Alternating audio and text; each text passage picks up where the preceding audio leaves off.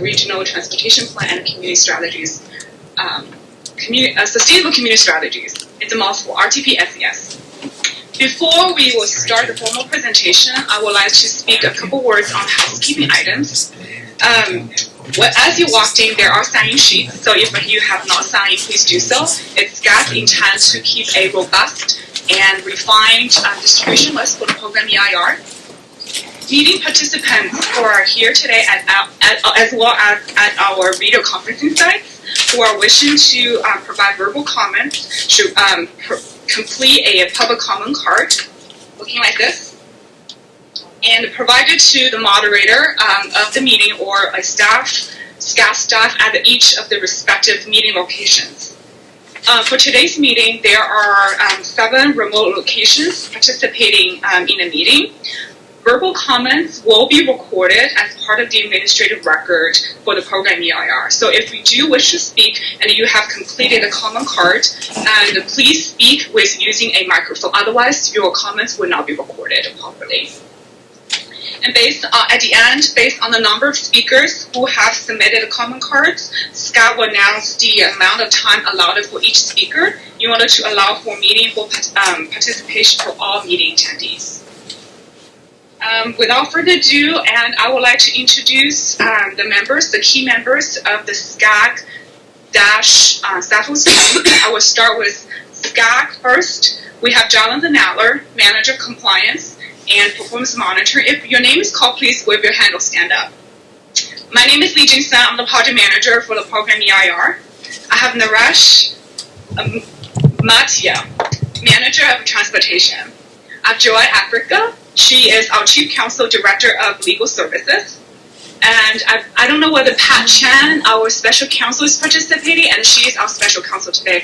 Is she at the Orange office? Yes. Okay. And then now I'm going to introduce Staffos team. I have Marie Campbell, Principal Staffos Environmental. I have Lucy Ling. She is the Environmental Group Manager.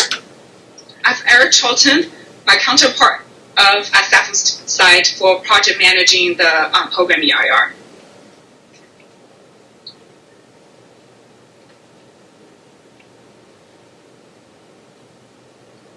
For the conferencing sites, for LA office, both Lucy Ling and Eric Charlton of Staffos Environmental will moderate the meetings at the Los Angeles office. For each of the satellite offices, I believe there is a SCAG staff or personnel present. So if you have a comment and would like to make a comment, please complete a comment card and give it to the SCAG staff at your location. Okay, I'm going to start with talking about a little bit what is the scoping process and what does SCAG intend to achieve from today's meeting. The scoping is the California Environmental Quality Act, CEQA, requires an environmental review of the RTP and SES. SCAG on March 9th, 2015, last Monday, distributed a notice of preparation called NOP of the draft program EIR for the 2016 RTP SES. The distribution of the NOP for 30-day comment officially begins a solicitation process from interested parties of public comments related to the scope and the content of environmental analysis that will be considered in the draft program EIR.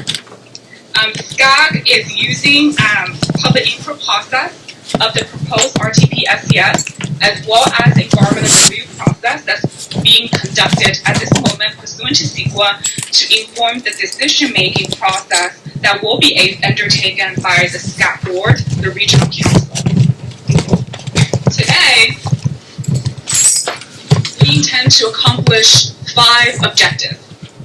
Jonathan Nadler will speak about the program, the project background for the RTP SES, followed by a brief discussion on the location of the proposed 2016 RTP SES.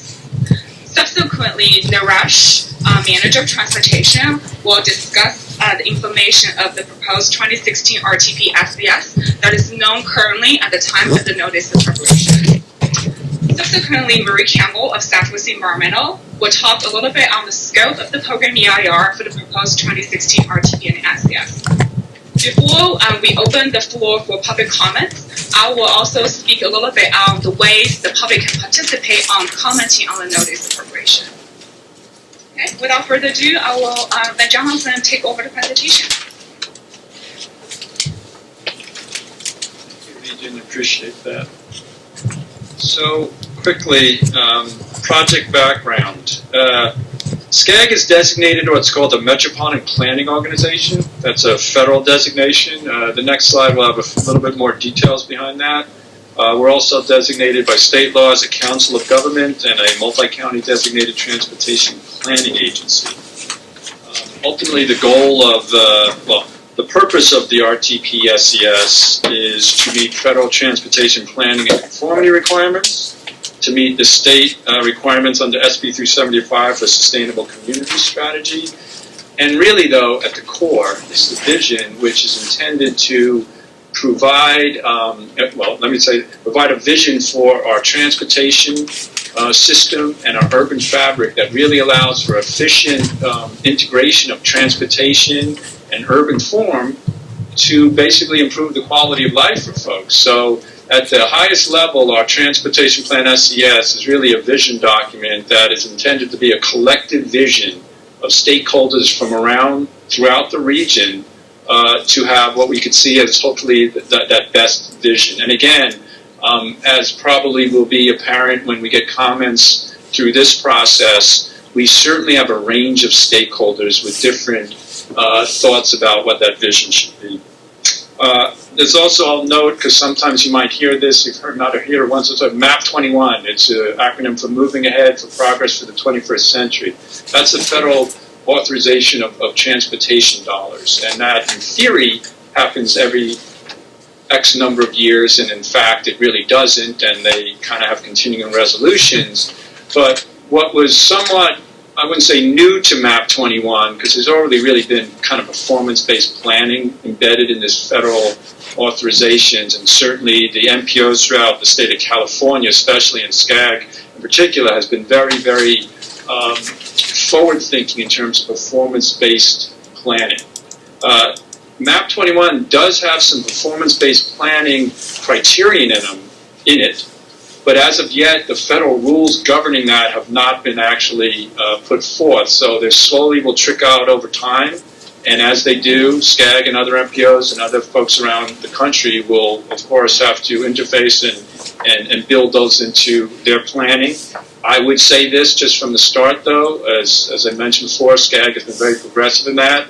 I would say we're probably well ahead of the federal government's concept of performance-based planning. So just kind of a plug for, and it's not just SCAG, other places in California and some other states have been very, very forward-thinking in that regard. So in terms of SCAG's role and responsibility, which is to just touch on a little more detail of what I went over, as the MPO and the COG, we serve as a regional forum for cooperative decision-maker by local governments. For those of you that serve or work with governing boards, I'm not sure if you realize this, but SCAG's governing board, which is called the Regional Council, is made up of 82, or is it 86 now? Right? 86 elected officials. So for any of you folks that have a board and deal with a few folks, just realize we have 86 elected officials, which represents people from our 6-county region, and it's a pretty remarkable forum, and you could imagine we have a range of stakeholders within that group. Again, we develop and adopt an RTP-SCS every 4 years by federal planning requirements, and we fulfill other federal and state requirements such as developing the Federal Transportation Improvement Program, or something called the FTIP. The FTIP is the programming document for a certain set of projects that have direct funding that come out of the RTP. So the RTP is more the long-range, high-level planning document. The FTIP is actually the programming document for the first 6 years of the RTP specifically.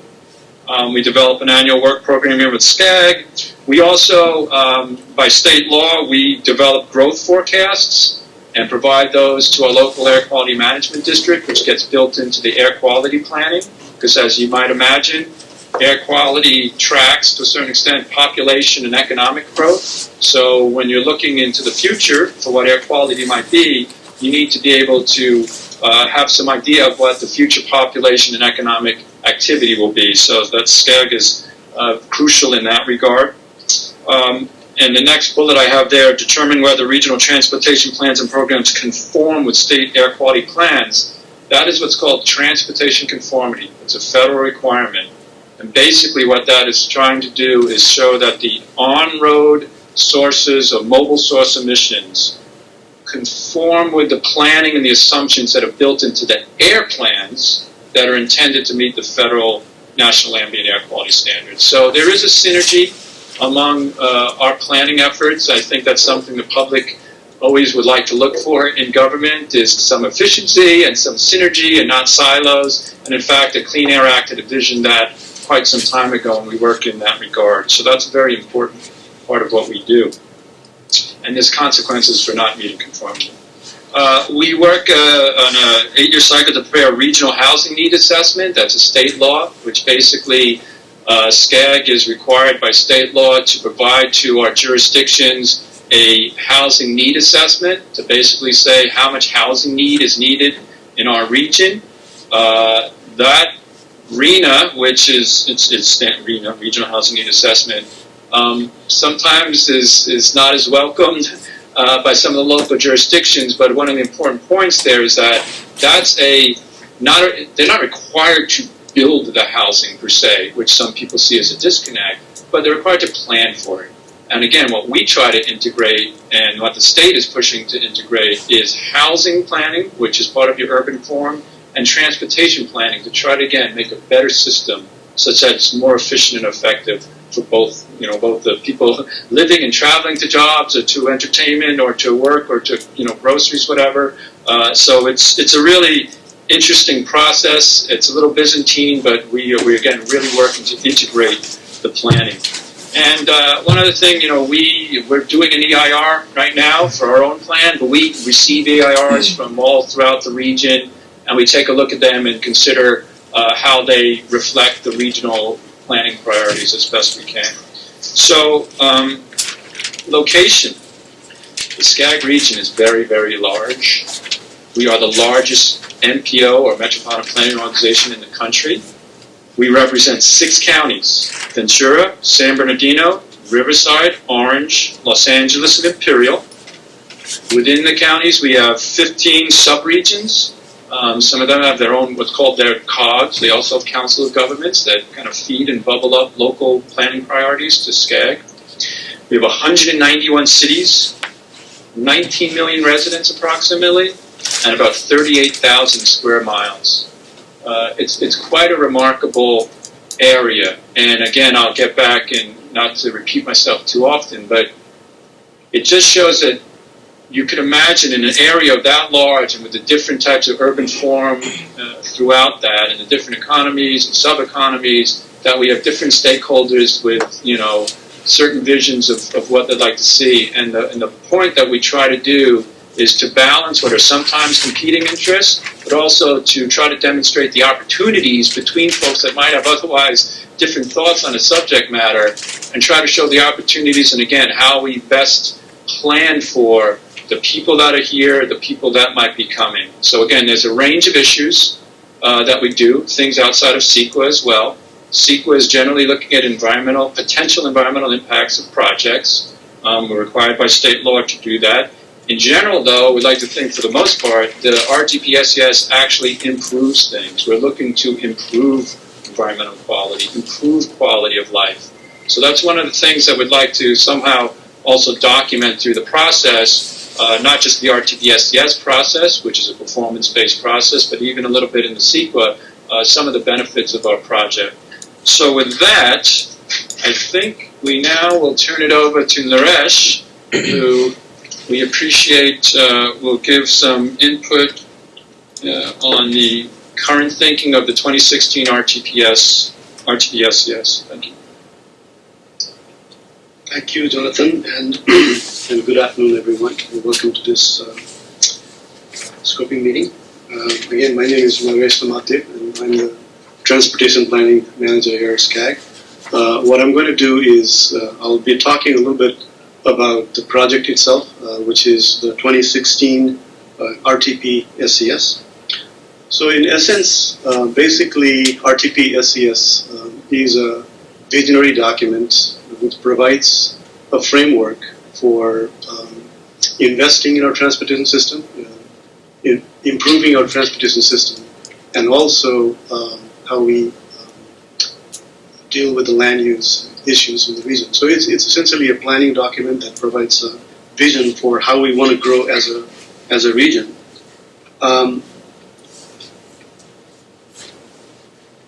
The plan is essentially guided by 9 broad goals, which is the goals in the current RTP 2012 RTP SCS, and those are the goals that the plan strives for. Moving forward with the 2016 RTP, we're going to have discussion on the goals with our board, and it's our board that eventually adopts those goals, and we expect for the most part the goals to remain fairly consistent with what's in the RTP. And what you see in the slide here is essentially the goals that are highlighted in the current RTP, which is the 2012 RTP. So as you see, some of the goals has to do with, again, improving mobility and accessibility for people and goods in the region. Of course, ensuring safety is a top priority. Reliability is an important goal as well, preserving and ensuring sustainable transportation system, maximizing security, maximizing productivity of our system, which means making sure that we're operating our system as efficiently as possibly we can. Also protecting environment, improving air quality, promoting energy efficiency. Those are also part of our broader goals. And more importantly, encouraging better coordination between land use decisions and transportation investments is an important goal of the plan as well. Looks like hoops. And in addition to the goals, there are also a set of what we call policies that guide our investments, that guides our plans. So, for example, one of the policy statements is that transportation investments included in the plan must be based on adopted regional performance indicators. And I'll talk a little bit about the performance indicators as well. Obviously, it also sets some priorities in some of our investments.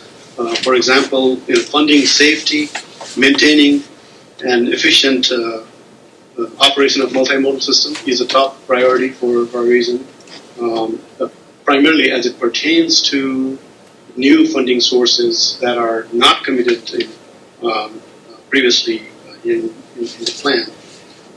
Land use and growth strategies will respect local control, and we think that is a very important aspect of our land development, and so it's embedded in our policies. Travel demand management strategies and other non-motorized transportation strategies are also important strategies that are given high priorities in the plan. In addition to high occupancy vehicle gap closure projects, these are projects that will close the gaps existing in the system so that we're getting the maximum input out of the system we already have is an important priority for the region. And monitoring progress of all aspects is also an important aspect of our policy. Next, I will talk briefly about the proposed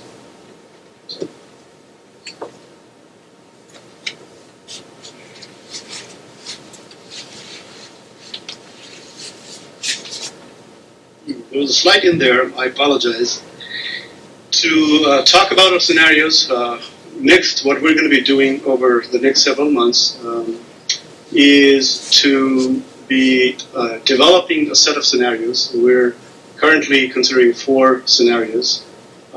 Essentially, the scenarios will have transportation alternatives, will have land use input, and the The purpose of the scenarios is really to allow full dialogue, full policy discussion around the region, and solicit input from the stakeholders as well as public at large, so that we have policy direction and input that we can go to our board to finally get an input to shape the ultimate draft RTP that we expect to release in October of this year.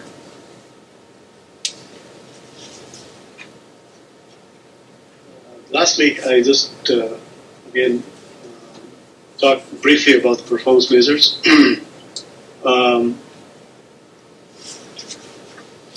As I said earlier, the transportation plan is based on, again, a set of performance measures. There are 7 broad categories of performance measures that we've used in the 2012 RTP. Again, we're going to go through some adjustments to these performance measures as well, but broadly, the broad categories will remain unchanged in the 2016 RTP as well.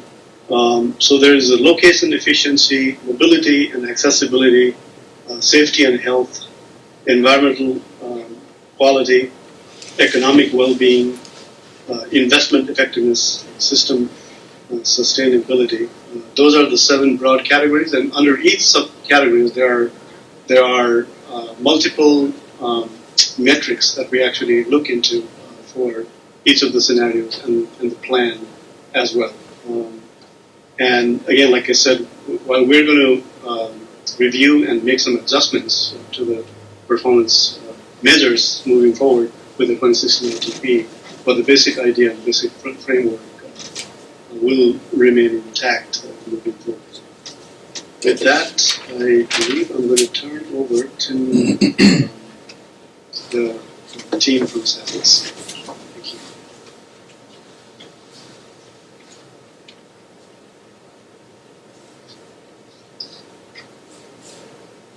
Thank you all for being here this afternoon. This is what makes the California Environmental Quality Act a distinct process, is that it provides an opportunity for the public to participate in the process. And we really appreciate you all taking time from your busy days to join us this afternoon.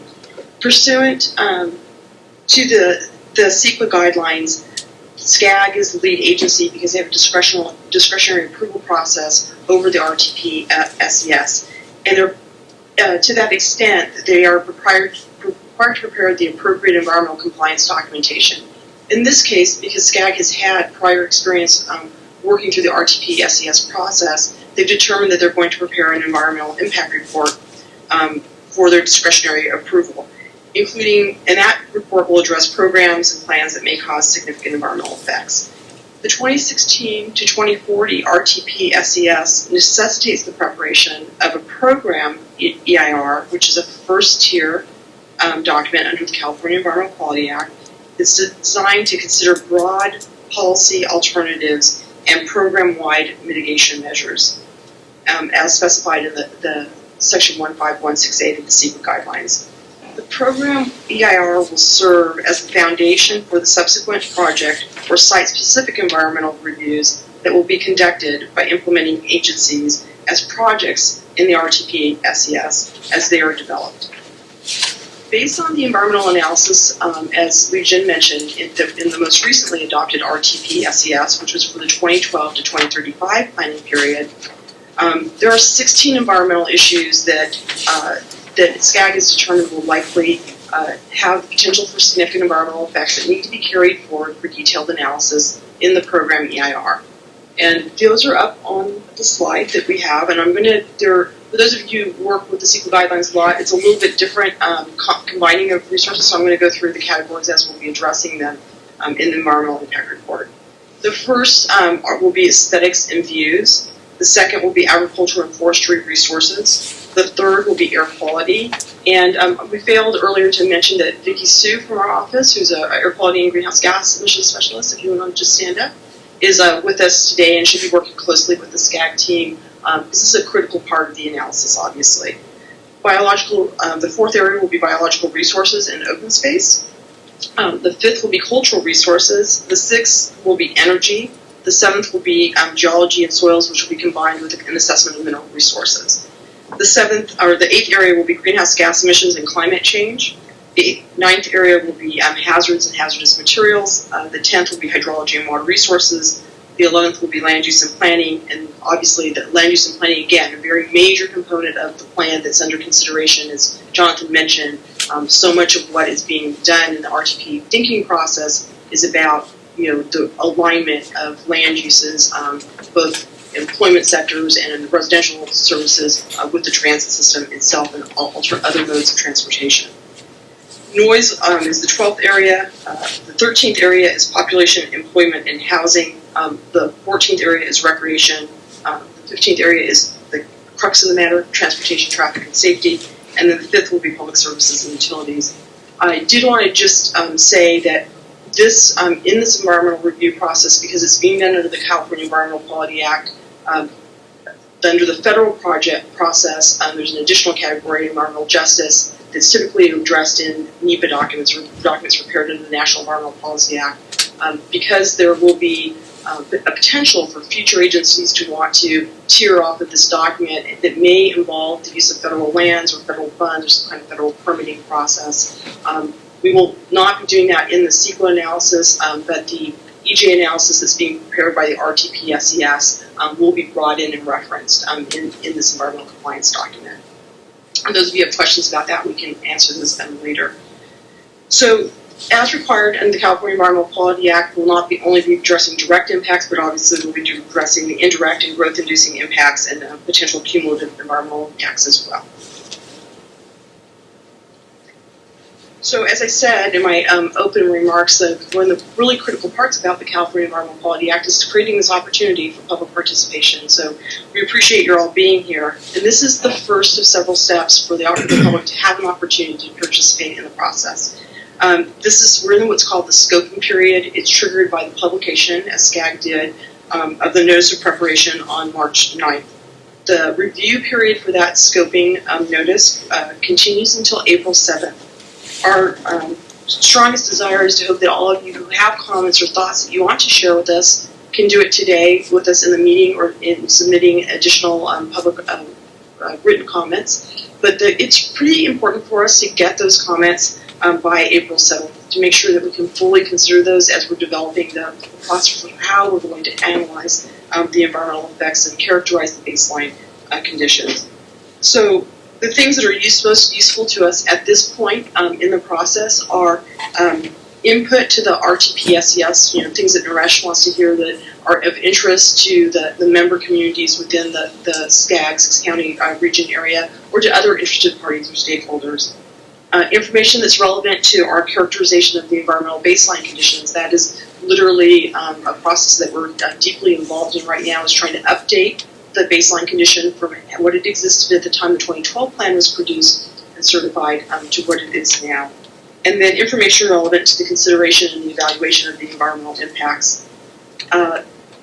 What goes part and parcel with this process is that once we've characterized the existing condition and we have a sense of how the program might have an effect on the environment, is then to consider, are there opportunities that can be built into the process for mitigating the potential significant effects? So another area that is of interest to us is any thoughts that you have about how we might mitigate the effects of the project. And if you're not sure kind of what the scope of the effects are, really encourage you to take a look at the 2012 to 2035 RTP program EIR, because it'll give you a sense of the EIR of the impacts. We don't expect really massive changes in terms of the list of projects that are going to be considered in this document. I think that's correct, Naresh.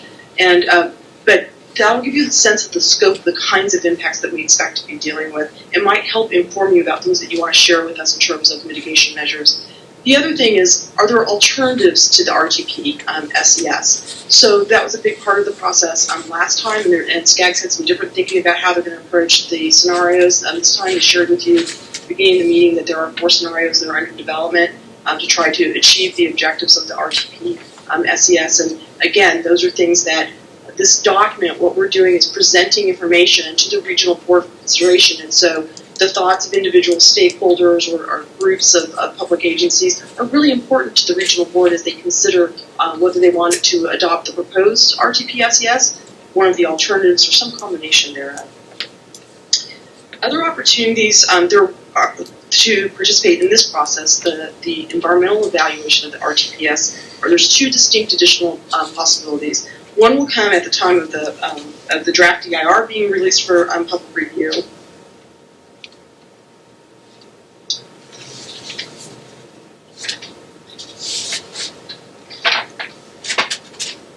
And we're expecting that that's going to be in the October to November time frame. And then the final will be when the board actually, the regional council actually considers the final EIR, whether to certify the final EIR. That process is completely independent of the consideration of the RTP. They can't move forward with adopting the RTP or an alternative to the RTP until they certify the environmental document. That process is expected to occur in April of 2016, and we believe that it's possible that the RTP SES may actually be considered on the same agenda. So those of you who are kind of planning your vacations and you want to make sure that you're here for all these critical times, we've given you the backbone of the schedule. So opportunities to then can participate in the RTP SES for the document, this massive document that Naresh is involved in preparing. The SCAG must certify and adopt the program EIR prior to rendering their decision, and then they'll also make a decision on the RTP SES, and there will be opportunities as the RTP SES is in development for the public to participate. And if you put your name on the list today, I'm sure that your name will be on the list to receive notices for that process as well. So at this point, I'm going to hand it back over to Lu-Jin.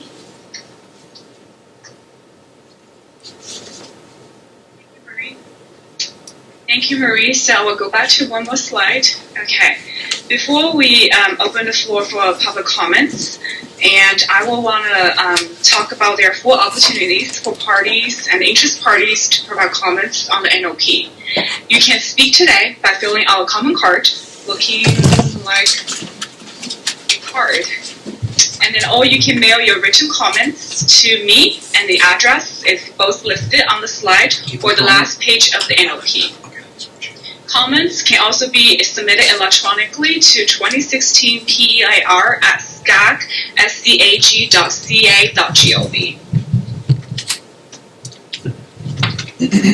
Written comments that are provided this afternoon on the comment card, and we will put the information, collect them together for helping us determine the scope and content of the environmental information that we care for in the next stage. And your contact information will not be disclosed publicly, but we will be put into our existing distribution list for PEIR so that we continue to improve our distribution list. As we move forward, and we will continue to use the distribution list for notifying the next stage of the environmental document.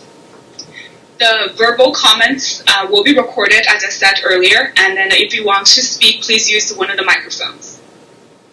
And with that, thank you. And there is a website on SCAG main page, and if you would like to find out more information about today's meeting, or if you need any of the translation services, please visit our website, and it's the 2016 RTP //SES PEIR.com.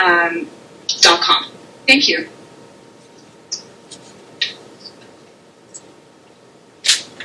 So at this time, if you would like to speak, please fill out a public comment card, and we will gonna start to call on each of the locations, maybe starting from.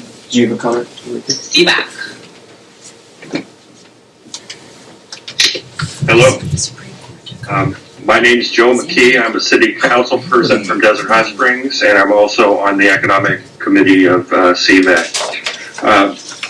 We continue to have questions about the statistics that are used for the RENA allocation. Our problem is our community is so unlike all the other communities in our area, and is significantly different than specifically the LA area and Orange County. 85% of our property is undeveloped. There's a really high percentage of people that are living on low incomes. Our median household income is about $32,000 a year. And the statistics that are in the RENA document don't really deal with the housing stock we have in place now. During the height of the downturn, for example, you could buy a three-bedroom, two-bath home in Desert Hot Springs for about $80,000, and the median price that was sold in December of this year was $150,000. So the RENA numbers appear to us to have no relation to our situation. Because, for example, you say that we're going to build a bigger percentage of above moderate income households than Palm Desert, which is sort of out of touch with reality. The problem also is on the low end, there is no builder other than an affordable income provider, a nonprofit that can build anything in those ranges. We were actually upside down in those areas, meaning we were selling houses for $80,000 while a builder was building low-income housing that was costing $270,000 a unit. So I would just say our question is, how can we make these numbers look more like reality on the ground?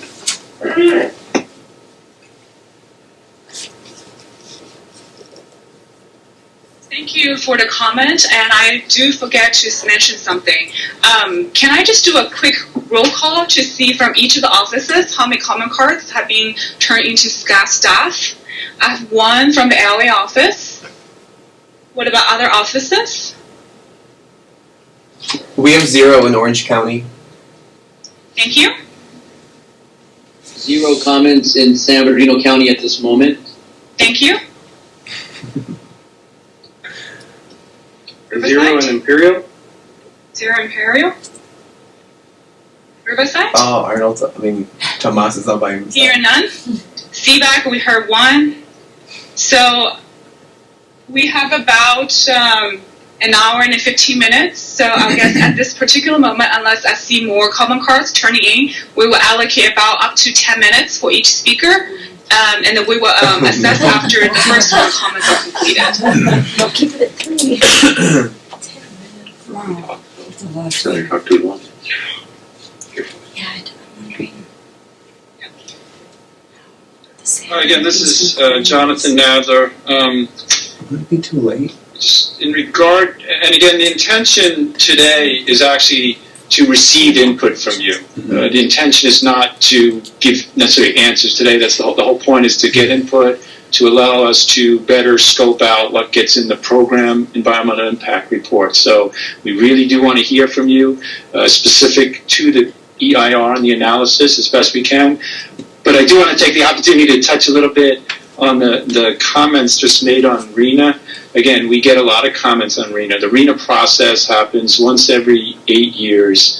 It's a state-driven process that involves multiple agencies. I do want to say this, though. We, after our last RENA cycle, the 5th RENA cycle, continued to have the discussion, potentially about RENA reform, with a subcommittee of our governing board, and in cooperation with the Department of Housing and Community Development, HCD staff, who attended every meeting.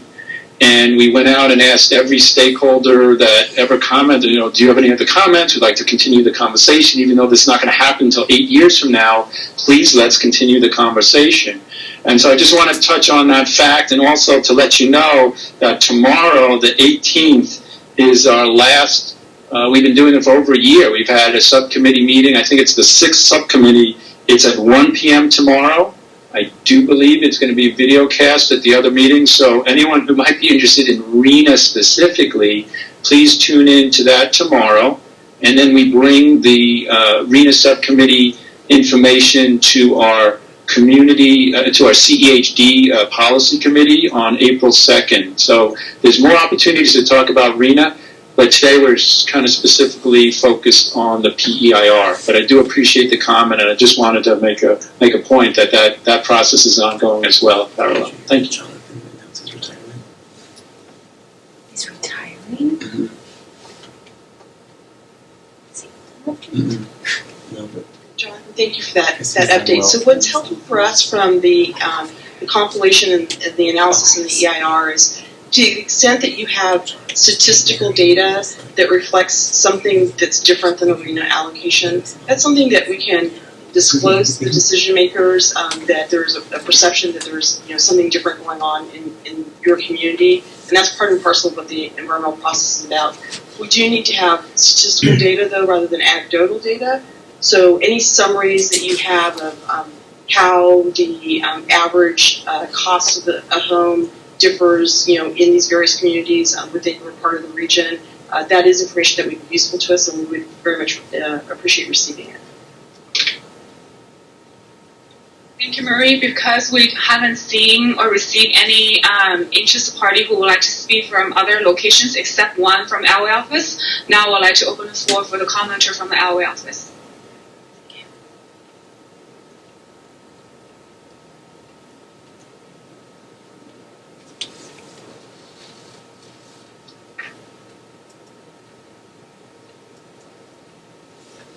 Hello, good afternoon. My name is Jesse Marquez. I'm a Harbor City resident, and I'm founder and executive director of the Coalition for a Safe Environment.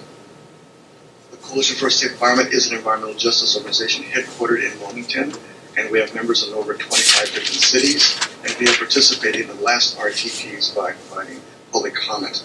But now that we have an opportunity on this particular PER, we do have a couple of things that I've glanced through and I wish to make sure that we would like to see included. Okay? Under the first one, which it says, page 9, if you're looking at the thing, under SCS goals, we want to have another goal added to protect public health. Okay? Because any transportation project you're going to support, typically our experience with SCAG, you have rubber stamped and accepted every transportation project that's ever been submitted to you.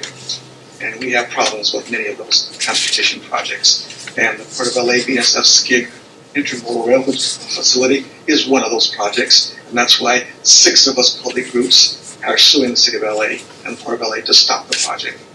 Okay? So we don't want to get tied up in litigation doing dumb things in the future, because what's happened now in the last 10, 15 years, there are residents, there are members of the public and community-based organizations whose IQs have increased from 0 to a big number now, so that we can evaluate projects and determine their impacts on the public. We've also developed our technical research skills so that we can research alternatives. And we found out that based on what's been used in all past EIRs and PIRs, which have been health risk assessments, a health risk assessment is not an adequate public health assessment tool. All it does is tell us how many people might die of cancer during the 70-year course of that project. And that's all it tells you. So it's not a good measurement of health. So we want to make sure that in this process that public health is one of those evaluation factors. Because right now, if there's a 0, no project going through there, and all of a sudden you're going to put a project there, it will have a public health impact one way or another.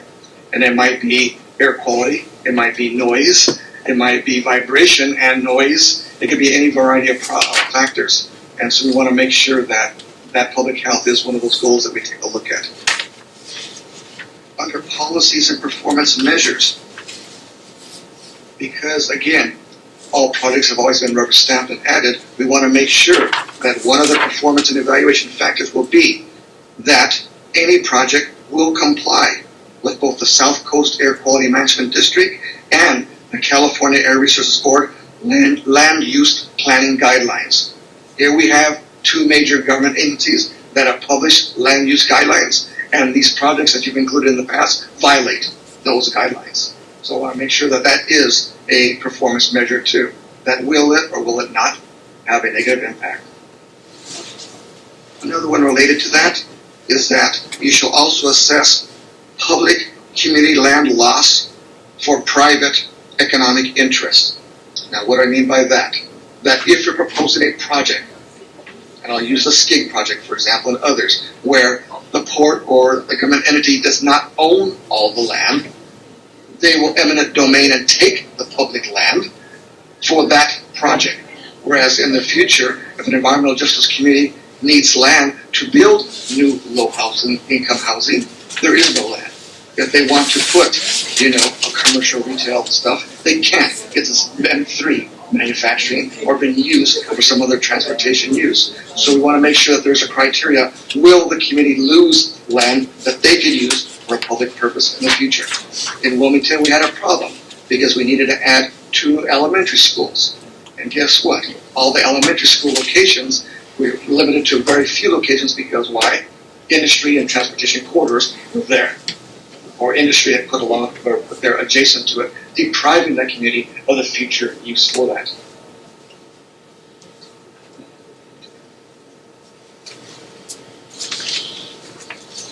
So on the next page 10, up on top where it says we have all the bullet points, I added land use guidelines compliance under your list right there. Under your scenario planning matrix, where you mentioned 4 scenarios, we would like to request that we, the public, be allowed to submit our own proposed project scenarios. Again, there are nonprofit organizations that do have that are either solely transportation related, or in our case, we do multiple things that include transportation, where we now have some ideas and concepts of our own. So we do not want to be forced that here are 4 alternatives that you've not provided to us when we have an equal or better project idea. And if given the opportunity, we the public would like to submit those to you as well. We have an excellent, right now, public transportation proposal we would like to submit. And we even have a company that can do it, that has its own private financing that can do it on a large multi-billion-dollar scale. So those are the type of things that are the future of public contributions to projects like this. On page 11, under your scope of environmental analysis, we want to include a public health impact assessment. Now you heard me mention about the HRA. An HRA only tells you how many people might die of that project due to cancer. It cannot tell you how many people have asthma. Is it a child? Is it a senior citizen? How long have they had it? What medications are they taking? How serious is it? And what has been that cost? So you can't evaluate public health impacts when you have no baseline for public health. Because you cannot tell me now on any project how many people have asthma in that community, how many people have COPD in that community. Why? An HRA cannot tell you that. Now, for the last 15 years in Europe, HIAs have been a major document that's been included in all their environmental processes. Here in the United States, there's even a North American Association of Health Impact Assessment Professionals. We do have universities, including UCLA and others, that experts in HIAs are here, and they do exist. And already there have been hundreds of projects that have had an HIA already performed on them. So we do have excellent examples. So we want to make sure that if we do have a project, that there is, and it is designed for public policies as well as project-specific things. Okay? In fact, it's been used more in the U.S. for public policy evaluation than for projects.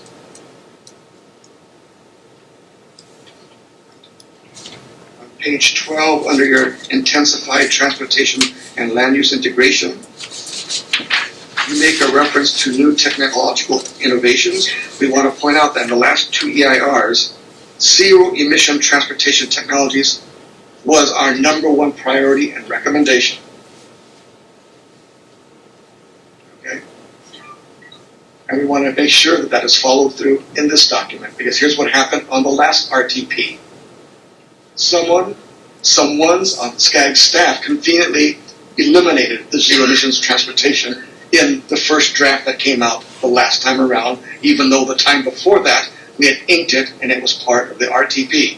So we don't want to see any magic stuff happening behind the scenes where zero emissions transportation technology wording gets eliminated out of the document of the RTP. Okay? And don't say there aren't any zero emission transportation technologies, because there are. You can go to China, you can go to Germany, you can go to Japan, and you'll see a zero emissions maglev train operating. Here in the United States, we have 3 companies that have already built test tracks of a maglev train for people moving and for container freight movement. So don't say they don't exist. And just because Port of LA and Port of Long Beach says there's none of them feasible, and just because they hired USC to do an engineering study that said they were not ready for prime time, that wasn't the actual fact. I just finished telling you. There are 3 companies in the U.S. right now that have test tracks with them up and running. So if we're going to be talking about planning for the future, then we want 21st century technology planning, not going backwards, okay? These technologies exist. New technologies create more jobs than old technology, and that's a fact already. And not only is a zero-emission train, for example, zero emission, it is also near noiseless, which means you don't hear the going over the railroad tracks, 24 hours a day. So they're near noiseless. The last thing I have to add is to also, one thing they've not done in the past is identifying known and future, what I call transportation choke points that are caused by special events. So yes, you build a nice freeway, a nice highway, a nice on-ramp, off-ramp, but then you've all read in the news, City of Carson has a football stadium proposal. City of Industry has a proposal from a year or 2 ago. Inglewood has a football stadium proposal coming down the pipeline. So let's not build something that we know you're going to have football games there, you're going to have sports events there, you're going to have concerts there, and then we, the residents, have to suffer the consequences because our big regional planning organizations did not consider those choke points in the worst case scenario is when there are special events. Okay? And so that is my recommendations for now, and we'll submit written comments in the future. Thank you. Thank you. We appreciate your comments. See what works, right? That's what we're here for. And right now, I want to do another roll call. We just finished our first round of public comments. I'm going to start again from LA office. Seeing none. No. Okay. Imperial County. No comments submitted. Thank you. Orange County. Nothing here. Thank you. San Bernardino. Line with the Sandak case. Wasn't that a request? No comments in San Bernardino, thank you. Thank you. Riverside. Yeah, but it was not, and he's saying No it helps comments. impact Thank you. analysis. Thank That's you. even before- Feedback office. They've been asking for that. Yeah. The transportation. Groups aren't in favor of that. Seeing none. Hearing none. Well, I do want to say that we still have an hour left during this first round of scoping meeting. For the participants in the Los Angeles office, you have seen their very nice 25 poster boards.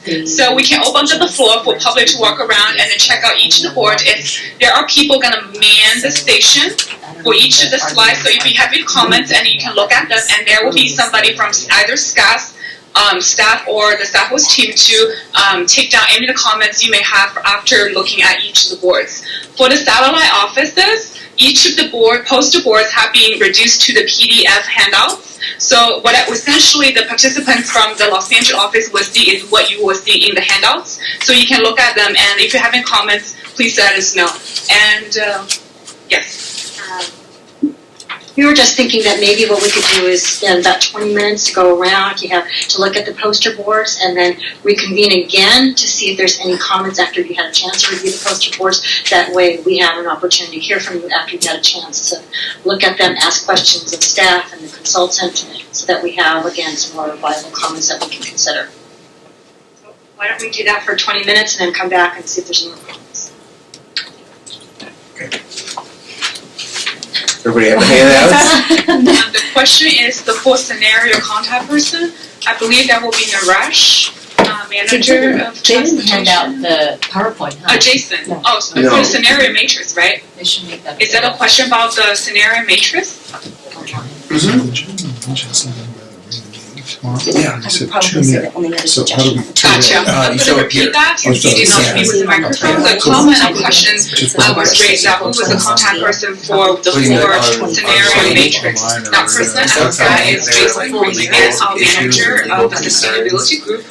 I sent And the I email can to provide that information to you now. all of a sudden, Snowball was using He was that. here and he probably just stepped out, so I Adding will input. provide information to you or connect That's you. in the the MLT. consensus was So that without further ado, I will You break for have, 20 minutes and reconvene have after that. So feel something free to check out the extreme poster that board. discourages Thank people you. from showing up and actually participating, live and providing comment, because you can't provide a comment, if you're doing a stream, and then all of a sudden, like, if the stream's not working out, there's some technical difficulty, then you have very upset members of the public who are interested in the information, but we don't know if it's, the lack of attendance. live or I'm not. shocked. And I don't know if So it's those are two because there concerns wasn't we're much related notice, back. because So they I decided just what they got were going to do notice is just have the video conference. Yeah. late last week. Sometimes we've had I found we've it had things by looking recorded, at the but those are calendar more to like see informational arena meeting seminars. is going on tomorrow. Yeah, Yeah. Because it wasn't even announced somebody at like the me regional or, council our or Councilman policy committee meeting. Peterson. who's Yeah, the so I don't think there was enough council, notice. he can't make it to things like this, so I think you know, have tomorrow's one's something, gonna be so he more- can take a look more at it, even people. though it sounds Hopefully. like it's pretty premature until the draft documents out Right. to really, make it kind of, Also, I that's also why, have a theory. it's kind of fruitless to The comment right now, advocacy because, group's been really unless quiet we, this go around. see Is what that we're right? talking about, there's not Like, much I to haven't really seen chat them about. develop. Yeah, well, I mean, unless, Any of the like, meetings. let's say you own a transportation Is it because company they're or so something like involved in that, the we were Measure R? scared, that, I they don't don't know. like I don't health know. impact assessment, like the gentleman from They were involved. Wilmington, I mean, like they when he were was mentioning, there at the last this would be an meeting opportunity for to say, the oh, no, environmental we like justice. that these are Yes. the areas workshop. going to be I the thought I saw criteria them for there. evaluation. We don't want additional things, so. But At it's this point, been just the even quiet parameters. at like the I heard this policy term, I've never heard this committees before, I heard this twice, environmental justice. They're focused on Mhm. City of What does that LA. mean? So I mean, what that they're means is all that over the city. we want to make sure that transportation improvement projects don't adversely community impact plans. low-income and minority communities. I don't know, I know that. I mean, this guy. the one who's Also so- noticed, is one of the because we're dealing folks with a couple projects And they've that been concern winning, Hudson too. Beach, where they're building a They've lot been of winning this group. density housing Uh-huh. in one particular area. Yeah. Causing a lot of I- problems. Beach and Edinger Beach corridor and- plan. Yeah, it's really been, it's been a problem for a lot of folks who scream and bloody murder I'm sure about he it, has but, like I was an looking at the understanding secret of the document, which process, is but to say that cumulative SCAG impact just rubber stamps Okay. And I transportation talked to a projects. gal up at the resources. In all of the office counties in except for in Ventura, they're Sacramento. voter She said that they removed projects. traffic. Measure M. But then I We see can't, when we traffic tried to here. explain that So the is last there RTP to the no advocacy kind groups that of- wanted more Is CEQA bicycle doing and things that, pedestrian, you is know, we you can go guys are back not through doing? and change the plan because How it does had that already work as far been as impacts? Like, You're not signed off working by the with tenant, voters. 'cause I So see you'd actually have to go they're- back They're and taking have into account at SCAG, Measure they're M taking and M traffic to as an change. impact. And Oh, CEQA I saying, think oh, no, Ventura's we the don't only one even that look at doesn't traffic anymore, we've I saw removed it stocks. as an impact. Oh. Yeah. So, it's I would kind of have to hard. find somebody who has more technical Kinda just have expertise to to give you the correct stamp it. answer. Yeah. Put it together. I was We always kind of, explained it you as know, a because I quilt. looked at that Like you document, I took thought, the this might be a CTC's helpful game, like document, with their because what we wanna transportation do is we plan, want and the spread RTP is just sewing development them out. together We in don't one want document. micro-focused in one And little that's area what we because try it's to already- do the in the two PEIR of as six well, developments are done, the and they're difference already between causing us and problems. SANDAG And you've got is another SANDAG actually 2,000 has money units that and are coming on implements beyond that. projects. So we can see that they're So gonna that's cause a why lot they of got into problems. such hot So we're water saying with their RTP traffic is because a big time the environmental judge impact said, for us. well, saying, you why guys does have CEQA say it's control not, over funding. Right. Really So that's why we're all Yeah. really careful in the PEIR to Ask say Marika. SCAG has no jurisdiction Right. over the individual projects. Do you know the traffic impact, was that removed from a CEQA evaluation? Do you know, was that what was replaced with a vehicle miles traveled or No, CEQA, I talked to CEQA the other day, and she said they removed traffic as an environmental impact. Somebody at one of the resource agencies. Yeah. He's saying. I thought they still haven't finalized the guidelines for 743 Yeah. with the VMT. Okay. So I don't think it's been like finalized yet. Okay. And one is LOS, Yeah. one is still using LOS, and one's supposed to use VMT. Level of service. Level service VMT. She mentioned VMT as a replacement for it. So Right. she was fairly Yeah, definitive. that's at Senate Bill 743. Right. All right. But there's another, what is it, that local groups or local jurisdictions can still use LOS. Mhm. But it's just in the CEQA that you have to use the VMT. Oh, okay. Yeah. So that's not official, but it sounded like They're working they're on going to it. make it official. As it Well, says the in draft, public the draft guidelines came out, in November? We had to have comments back in like November or December. Remember OCOG sent Yeah. comments on that? Yeah. And then my understanding is that they're still working on it. Okay. I know I haven't heard anything But I about don't know that when it's issue. supposed to come back Yeah. out. Had enough? Thank you so We'll much. see you next time, Yes, we'll see Stephanie. you next time. When I was talking to this gal, I also talked to another gentleman up in Sacramento. They were talking about, I mentioned our EIR and our traffic study are massively flawed that were done for this beach injury specific plan we have at Huntington Beach. And he said, well, once the EIR is done and it isn't challenged, the moment it's done, it can't be challenged. And do you guys know anything about that at all? There's 35 days. Well, 35 days doesn't do it because the problem is you don't see the effect of that until the projects are built. And they're years later after the EIR is done. So nobody really gets a handle on what the effect is, especially that the parking requirements they put are far too little. You know, they didn't do enough parking for all these things. So the traffic has become very terrible there. And there's no public transport. You know, there's no real alternative built into this plan. So, you know, we're looking for ways of how to mitigate it. That's the answer. We should do a light rail then on the other side of the beach. I thought Huntington Beach had a voter along initiative Hazard, right? that said you couldn't have the old line can't be used as a light rail. We need strong elected leaders in Huntington Beach to fix that. I have strong appointed leaders. Nichols. It's off Nichols, isn't it? Okay. Yeah. That's right next to where the old furniture store used to be over there, but yeah, they said they can't use it. So.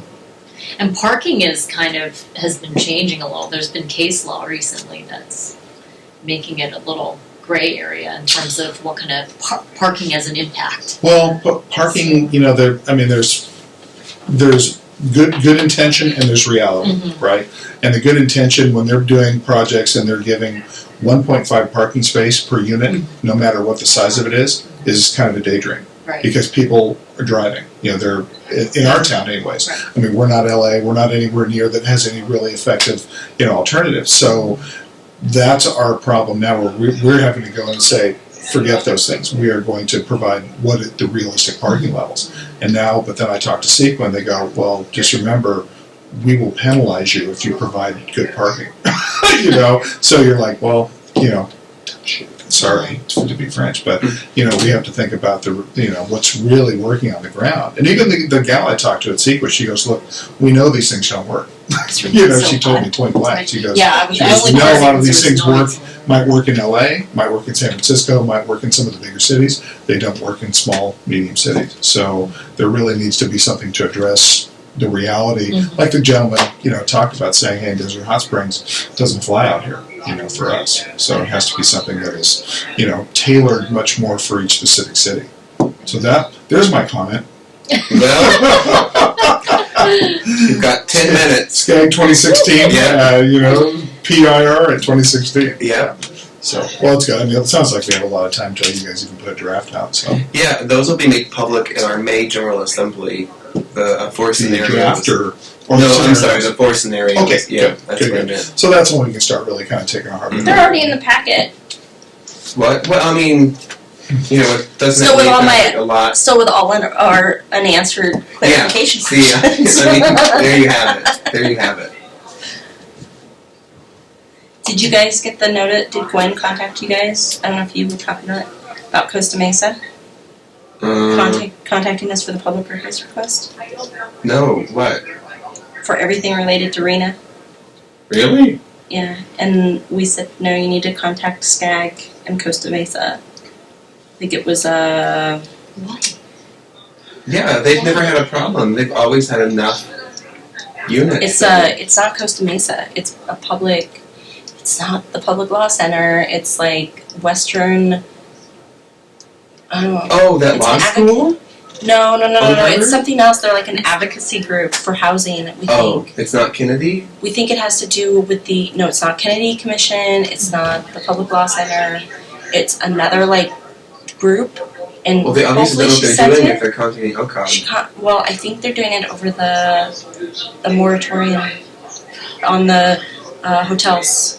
That you can't be in a hotel room for more than longer than 29 days or something? Yeah, okay. That's a big issue right now. Huh? And the fact that they only have to provide 2 units in their arena. And they had to do because of the vacancy. But all the beach cities, like, I would say, if you look at, like, the arena distribution, like Costa Mesa, and as you head to the ocean and then up, like, all of them were hit hard by vacancies because a lot of them are, you know. summer rentals, or people don't want to, like, Why do they get a vacancy credit? they did get the vacancy credit. That's why their counts went from, like, 600 units down to 4. Yeah. Was because the vacancy credit. Mm-hmm. So I don't know, they're like, but I'm like, wow. That's interesting. I just know they have so much medium, and like they do small lots and they subdivide lots like crazy in Costa Mesa. So they've always been. So I told Gwen, I said, you need to forward that to SCAG and Costa Mesa. I guess she spoke to somebody at Costa Mesa and they were completely unaware of the request. And Fred had her draft like one paragraph letter that said, we received your request.